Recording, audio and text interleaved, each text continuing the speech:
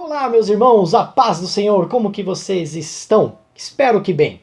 Na aula passada, nós conversamos sobre a criação do universo, a criação de tudo que existe, essa coisa maravilhosa que é o universo, cheia de mistérios, cheios de dúvidas, soluções, e que nós habitamos, nós estamos aqui. E vimos que Deus criou tudo isso através do poder da palavra, do nada. Vimos também que Deus molda o homem do pó da terra e planta-o no jardim do Éden. Então, concluímos, chegamos à conclusão que Adão e Eva são o primeiro homem e primeira mulher, de onde todas as gerações futuras partiram de uma raiz comum. Mediante esse estudo, surgiu aí a dúvida da nossa irmã Amanda, da Amanda Spione, que trouxe para nós aí a questão dos dinossauros. Ela queria saber um pouco mais sobre os dinossauros, mandou uma mensagem ali pelo e-mail. Já te agradeço, Amanda, realmente é assim que nós vamos crescer. Estamos praticando a comunhão à distância com essa troca de informações. Pois bem, os dinossauros, eu citei lá no estudo que eles poderiam ter sido extintos, existe essa teoria, que eles poderiam ter sido extintos quando? Quando Lúcifer cai, quando Lúcifer tenta ser igual a Deus e ele é expulso do céu e cai na terra. Então ele cai aqui e os dinossauros talvez teriam sido extintos nesse momento. Só que aí entra em conflito com uma questão de uma criação pré-adâmica e tem uma série de estudos mais aprofundados que poderíamos falar sobre isso, num estudo à parte. Então existe essa teoria. Outras teorias são colocadas também, tá ok? Que os dinossauros foram extintos no momento do dilúvio. Deus, já sabendo que as condições climáticas do planeta, que as questões geográficas mudariam, então ele já não permite com que os dinossauros entrem na arca. Encontra um problema essa teoria, por quê? Porque em Gênesis diz que 2 animais de cada espécie entraram na arca. Nós vamos falar sobre isso daqui 2 aulas, falaremos sobre esse assunto aí da arca, dos animais, quantos entraram, quantos deixaram de entrar, mas enfim, então tem essa teoria de que eles podem ter sido extintos antes do dilúvio, não entraram na arca. Outros já dizem que os dinossauros entraram na arca, mas não resistiram às condições da qual o planeta acabou ficando pós-dilúvio, então eles teriam sido extintos. Eles existiram, tá? Mas apesar da Bíblia não relatar efetivamente sobre os dinossauros, algumas pessoas falam que lá no livro de Jó fala do Bimonte, do Leviatã, mas só que o contexto dessas duas palavras, até as traduções NAA, NVI, traduz com os seus nomes mesmo no hebraico, porque não existe essa relação se seriam ou não dinossauros, até porque a palavra dinossauro só veio a ser usada no século XX, dessa era moderna, tá ok? Ou seja, 100 anos atrás praticamente, então não tinha esse termo dinossauro. Mas o fato da Bíblia não citar especificamente dinossauros não significa que eles não existiram. Por exemplo, nós temos o mico-leão dourado, uma espécie em extinção. Ela não é citada na Bíblia, mas ela existe, nós estamos vendo, e infelizmente, se não tomarmos cuidado, daqui uns 50, 60 anos ela também vai deixar de existir, como outras espécies que existem hoje não são citadas na Bíblia, e outras que já existiram e também não são citadas. Então, por algum motivo, os dinossauros deixaram de existir. Mas pelo fato de não serem citados na Bíblia, não significa que eles não estiveram aí junto com os homens. Outra coisa, a Bíblia, ela foca, o livro de Gênesis, ela foca na região da Palestina, no Fértil Crescente. E essa região é uma região um tanto inóspita para o desenvolvimento de grandes répteis, como é o caso dos dinossauros, é uma região muito árida, tá ok? Então, como o Moisés, ele foca o seu olhar para aquela região e também, talvez por desconhecer sobre as outras regiões do planeta, ele não tinha o conhecimento que existiam outras regiões habitadas por grandes animais, não dá para pontuar isso de maneira certa, cravar ali que ele não conhecia, mas existiam essas espécies, e nós não temos nenhum registro de fóssil encontrado na Palestina, até onde eu li, até onde eu tenho conhecimento, não existe nenhum registro de fóssil encontrado até ali. Tudo bem? Acho que deu para entender. Maiores dúvidas? Vão trazendo aqui para nós, tá ok? Outra coisa, você pode continuar enviando, não só a Amanda, mas outros irmãos também, porque é assim que nós vamos estabelecer a comunhão do nosso estudo, através dessa conversa que nós fazemos. Isso é extremamente edificante. E não precisa ser só dúvida não, meu irmão. Se você tiver uma colocação, um conhecimento, algo a mais que possa agregar ao nosso estudo, bem-vindo, manda que nós comentamos. Se quiser mandar a gravaçãozinha, Não tem problema, porque nós colocamos também dentro da nossa aula aqui. Isso é interação, isso é comunhão, faz parte desse novo modelo que é o ensino remoto. Tudo bem? Hoje nós falaremos sobre a queda de Adão e Eva e também falaremos sobre Caim e Abel. Vamos lá!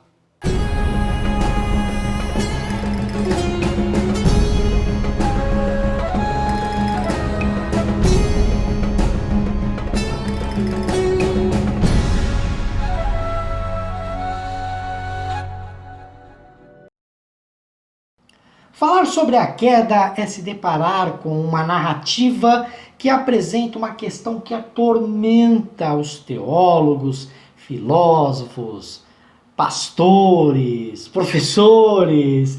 Nós ficamos aí com os cabelos em pé, porque essa questão tem atormentado a todos os pensadores bíblicos por anos, anos e anos. Por que um Deus bom faz o homem com a capacidade de pecar? Antes de analisar essa questão, eu quero levá-los ao fato da narrativa em si. Nós temos uma serpente, no hebraico o Hanan-Has, que é apresentado como um animal muito astuto, um animal muito inteligente, dentre os animais selvagens, e que possivelmente pudesse indicar um perigo exponencial. Apesar desse termo astuto, Arun, no hebraico, ele não traz a sua origem uma conotação assim de moralidade negativa, tá? Porém, o interessante é você perceber que essa serpente, ela é indicada como o próprio Satanás. A Bíblia afirma isso, como vocês perceberam que nós já estamos fazendo isso desde o início do estudo, o Novo com o Velho. Falando aqui do primeiro capítulo, do primeiro livro, capítulo já foi, nós estamos aí precisamente no capítulo 3, tá? Mas o primeiro livro da Bíblia, Gênesis, ele vai trazer uma informação sobre quem é esta serpente lá em Apocalipse, capítulo de número 12, versículo de número 9, do qual o tentador é chamado de o grande dragão, a antiga serpente. E você ainda pode utilizar as palavras do apóstolo Paulo, lá no livro de 2 aos Coríntios, na carta de 2 aos Coríntios, capítulo 11, verso de número 14, ele afirma que não é de se admirar que o próprio Satanás possa se disfarçar de anjo de luz. Então, olha só que interessante, gente. Nós temos uma narrativa que implica o tentador, implica ao próprio Satanás, falando diretamente com Eva, tá ok? Então, isso mostra que Satanás ele caiu em algum momento, como nós já viemos aí tentando trazer à tona, antes, tá, da própria criação efetivada ali. Então nós não temos uma ideia de quanto tempo se passou, como que essa serpente se tornou má, quando que houve essa possessão, como é que, se foi uma possessão, se foi uma transformação. Então são vários assuntos aí a serem destrinchados. Mas o fato que para nós aqui vai interessar é que Eva não estava diante de uma simples cobra, ele não estava lá, não estava diante de uma coisa natural, estava assim diante de um poder maligno que estava agindo através dessa cobra. E aí nós temos aí uma argumentação de que o mal entra no mundo. O mal, aí nós podemos cravar que o mal não é eterno.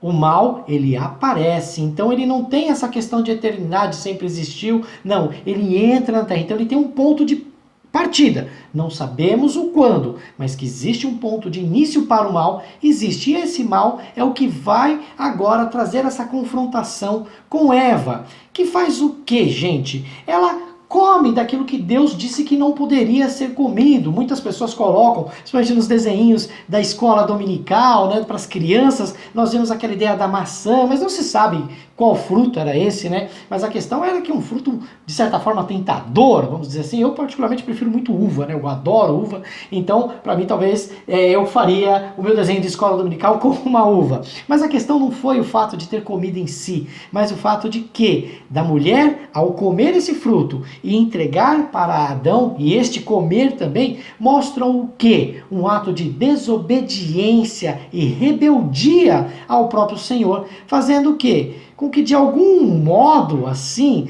o homem menosprezou a ordem de Deus, Tipo, deixou Deus de lado. Então, olha só que interessante, a partir desse momento da desobediência àquilo que Deus havia determinado, o homem peca. E aí ele passa a ter dor, sofrimento, a morte física e também a morte espiritual.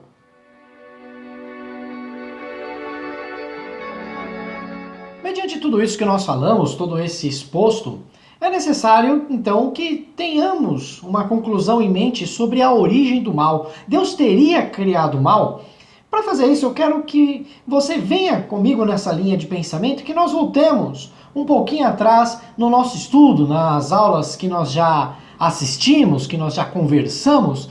E dentre aquelas aulas nós vimos, na aula passada mais precisamente, que Deus nos cria a sua imagem e semelhança. Então, na verdade, o plano de Deus, perfeito, é um plano perfeito. Deus cria o homem com perfeição. E dentro dessa perfeição, nós temos a capacidade que o homem tem de pensar, de refletir. Deus faz os seres humanos racionais. Então, para que eles sejam racionais, é necessário o quê? Que o ser humano pense e decida sobre o bem e o mal, que ele tenha essa consciência. Isso significa o quê? Que se nós somos capazes de conhecer o bem e o mal, nós somos capazes também de escolher o bem e o mal. Então, os humanos, eles podem, optar, fazer a sua opção de escolha. E aí que vem o grande X da questão. Deus não inventa o mal. O mal entra no mundo. Qual que é a concepção de mal? O que é mal? Mal, segundo Agostinho, seria aquela ideia de que o mal não é algo criado. O mal, na verdade, ele é a existência, a deficiência de algo. Então o homem, quando ele peca, não é que Deus inventou o mal e colocou para ele escolher. O homem sentiu a necessidade de querer algo mais, assim como o próprio Lúcifer sentiu a necessidade, sentiu a ausência de mais adoração, enfim, que seja, ele quis ser igual a Deus, e por isso ele pecou e caiu. O homem, quando ele tem a descoberta do fruto do conhecimento do bem e do mal, ele passa a refletir que aquilo seria bom para ele, então ele tem a necessidade daquilo, e essa necessidade faz com que ele desobedeça a Deus e peque. Então, Deus não é a origem do mal, o homem é que deixa esse mal florescer dentro dele e ele opta por segui-lo, por escolhê-lo.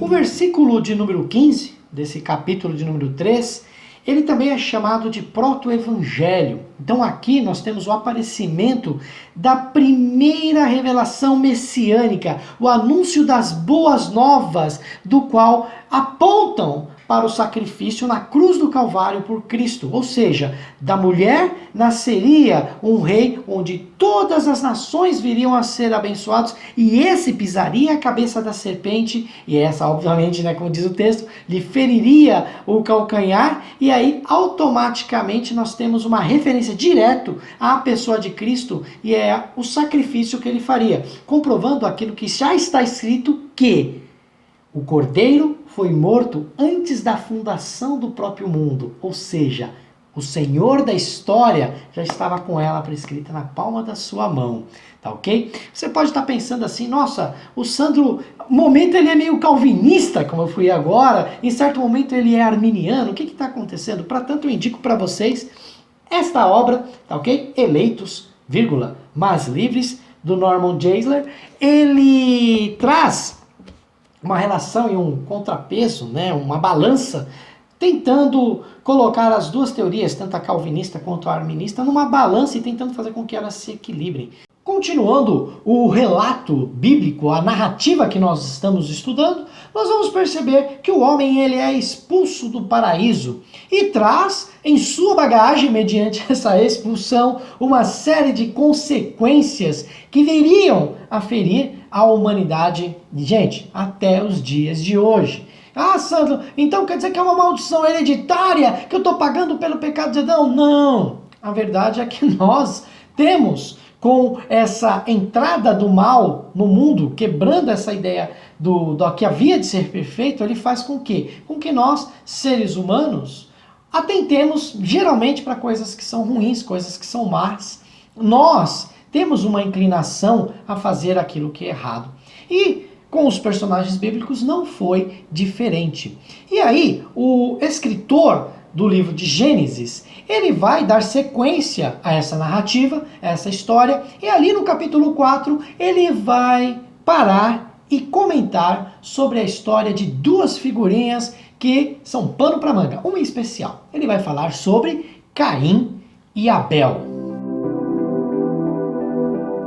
Muitas coisas falam-se sobre esses dois irmãos, sobre o relato desses dois irmãos. Tem gente que até escreveu outros textos, obras literárias, tudo tratando sobre essa ideia aí de Caim e Abel, os irmãos que trazem, teoricamente, o primeiro relato de homicídio na história da humanidade.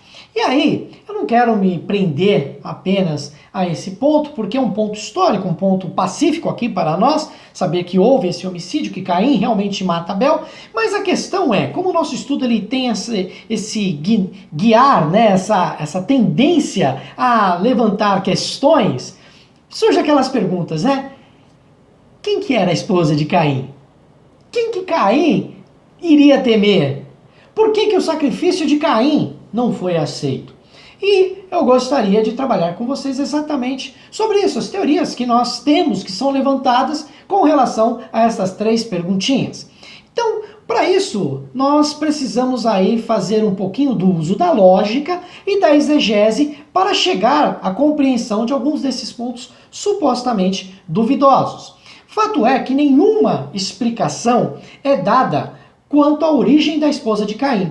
E isso vocês já perceberam que é algo muito comum no relato dos primeiros capítulos de Gênesis. Nos 10 primeiros capítulos, já comentei isso com vocês, que o autor ele não mantém essa preocupação em nos trazer todas as informações. Ele vai se deter a fatos, como se tecesse um pano de fundo, um fundo histórico, para a história de vital importância que viria a surgir, que é a história do povo prometido, de onde viria o Salvador, a história do povo de Israel. Então nós não temos nenhuma explicação lógica e também devemos aí, com relação a essa questão da esposa de Caim, ter em mente que Gênesis foi escrito há milhares de anos e a narrativa se passou há mais anos atrás ainda. E aí, estamos diante de uma cultura completamente diferente da nossa, tá ok? Daquilo que nós acreditamos ser certo ou errado, daquilo que nós colocamos como dogmas, como regras, como leis, tá certo? Então, você vai se deparar e partir de um princípio de que Caim casa-se com uma parente próxima a ele, possivelmente uma irmã, talvez uma cunhada, talvez uma neta, uma bisneta de Adão. Por quê? Nós já deixamos bem claro que Adão e Eva foram primeiro homem e primeira mulher. Então toda a humanidade, toda essa galera que nós temos aí nesse mundão afora, eles vieram de uma raiz comum, que é a raiz Adão e Eva. Então, obviamente e aceitavelmente, nós sabemos que Caim vai se casar com uma parente muito próxima a ele. Às vezes pode até encarar que fosse uma irmã, tudo bem? Aí você vai falar assim, Sandro, mas é a questão dos genes, tal, essa questão que dá nas crianças com problema, etc. Nós sabemos que Deus criou tudo perfeito. Tudo está diante da perfeição de Deus.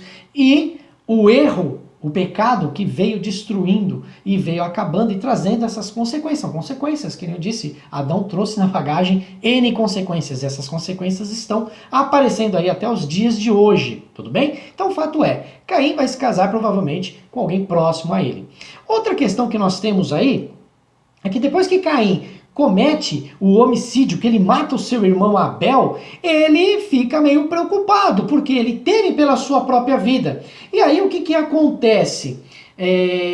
Fica aquela pergunta, quem que ele haveria de temer? Coisa meio básica também, assim como ele se casou com uma de suas irmãs, sobrinhas, cunhadas, enfim, alguma coisa nesse sentido, ele iria temer a sua própria família, que teoricamente já existiam alguns, vamos dizer assim, alguns milhares de pessoas ali, algumas centenas, talvez uma conta menos tradicional, talvez algumas centenas de pessoas, e Caim temeria exatamente essas pessoas, partindo do princípio de quê? De que Adão e Eva tiveram outros filhos e outras filhas, e esses se casaram assim como Caim, e também foram povoando a terra. Agora, uma das coisas mais, assim, capciosas que ocorre nesse relato é: por que Deus aceita o sacrifício de Abel, mas não aceita o sacrifício de Caim? E aí fica essa pergunta pairando, e muitas conjecturas, muitas teorias foram colocadas e são levantadas até hoje. E uma das que mais me chama a atenção, já ouvi isso bastante em várias igrejas da quais eu tive a oportunidade de visitar, pregações que nós assistimos via rádio, ouvimos pela rádio, vemos pela televisão. Vocês viram que eu fiz uma confusão danada, que ouvimos via televisão, não, na verdade, vemos via televisão, eu falei, né? Mas na verdade nós vemos pela televisão e ouvimos pelo rádio. Peço perdão aí pela troca, tá ok? Mas o fato é que várias colocações, várias vezes eu vejo essa colocação em pregações aí espalhadas pelas mídias sociais, e muitas vezes eu percebo que as pessoas dizem que Deus rejeita o sacrifício de Caim porque Caim levou cereal, levou fruta, e aceita o sacrifício de Abel porque Abel levou um cordeiro e matou e Deus queria sangue. Gente, isso aí é um pouco complicado de se aceitar nessa concepção de sacrifício, porque eles até colocam, falam, não, porque é um prenúncio do sacrifício de Cristo e tal. Só que isso encontra um certo problema quando no Novo Testamento você encontra algumas diferenças. Você percebe que lá em João, 1 João capítulo 3, versículo 12, a Bíblia diz que as obras de Abel eram boas, eram justas, e as obras de Caim não eram assim. E também diz que Abel oferece um sacrifício a Deus pela fé, com um coração puro. Ele era justo, dava testemunho de Deus, e Caim não. Então aí você já percebe que o fato de Deus não ter aceitado o sacrifício de Caim não está restrito a esse lance de ser cereal ou não, e sim a integridade moral de Caim. Caim estava propenso ao mal. Caim tinha o coração voltado para o mal. Ele não era uma pessoa que se voltava para Deus e nem tampouco para a piedade, tanto é que ele acaba por matar o seu próprio irmão. Então, Caim, como o próprio texto de João diz, ele era do maligno. E por que ele era do maligno? Porque as suas obras eram más e Deus não aceita o seu sacrifício.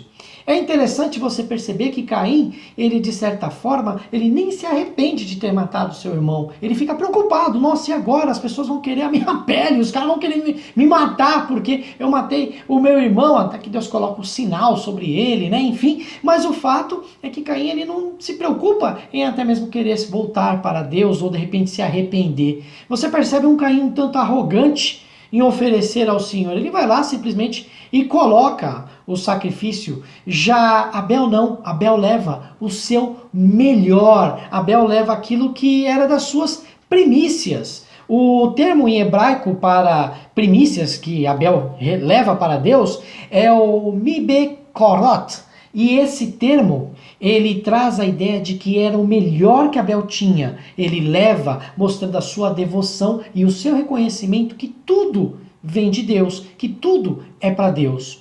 E isso me traz à memória e uma reflexão que eu fico um tanto preocupado.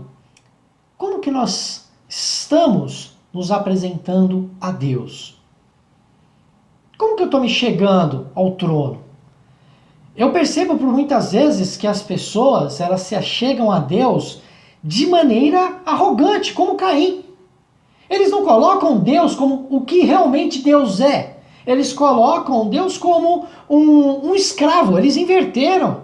Existe uma inversão na ordem aí, nos fatores, fazendo o quê? Com que nós coloquemos Deus como aquele serviçal que está sempre pronto a nos servir. Olha só onde que está o pensamento das pessoas. Ah, eu vou pedir, eu vou declarar e Deus vai fazer, Deus vai realizar. Gente, tem que tomar um pouco de cuidado. Por quê? Nós devemos nos apresentar a Deus com um coração puro. oferecer um sacrifício a Deus de maneira justa. Por quê? Porque nós adoramos e amamos a Deus por aquilo que Ele é. Por aquilo que Ele já fez por nós, que foi enviar Jesus para morrer na cruz por mim e por você. Então eu tenho que me apresentar a Deus agradecido por isso, pela salvação que me foi dada de graça. E não de repente porque eu quero pedir para Deus isso ou aquilo, X ou Y. Gente, tem que tomar cuidado. E ao subir e ao oferecer o sacrifício a Deus, temos que nos colocar de coração puro. Como que é isso, Sandro? Coração puro é entregar e falar: Deus, eu estou aqui porque eu te amo e quero oferecer o meu melhor, a minha primícia. Eu quero sacrificar a minha primícia para o Senhor. Porque se nós subimos, se nós oferecemos de qualquer jeito, olha o que a Bíblia diz. Provérbios, capítulo de número 21, versículo de número 27, diz assim: o sacrifício dos ímpios já é abominação. Aquele que nem tem um coração voltado para Deus e quer oferecer alguma coisa é uma abominação. Ainda mais quando é oferecido com más intenções. Você oferecer um sacrifício a Deus esperando que Deus vai te dar algo em troca. Gente, isso é má intenção. E esse sacrifício é acima do pior, né? Uma questão de pior. É muito pior, muito mais pior não existe, muito pior do que você simplesmente oferecer de qualquer jeito. É oferecer com segundas intenções. Nos atentemos para isso, vamos refletir sobre isso e até semana que vem. Fiquem com Deus.